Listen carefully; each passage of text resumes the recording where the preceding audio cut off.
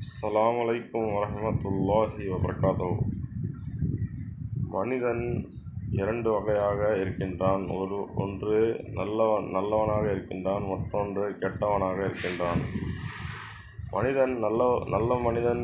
நல்ல வாழ்க்கையை வாழ்வதற்காக மனிதனுக்கு இறைவன் இறக்கிய வேதங்கள் பல வேதங்கள் இருக்கின்றன. அதில் குர்ஆன் என்பது இந்த காலத்தில் உள்ள வேதமாகும்.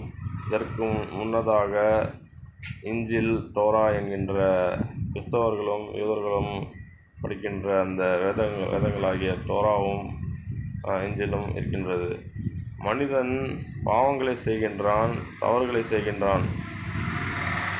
ஏக இறைவனாகிய அல்லாஹ் முஸ்லிம்களுக்கு 5 வேளை தொழுகையை கடமையாக்கியுள்ளான். அந்த 5 வேளை தொழுகையை நாம் தொழுவதன் மூலமாக நாம் இறைவனிடம் உடன்படிக்கை செய்கின்றோம், நாம் ஒரு முஸ்லீம் என்று.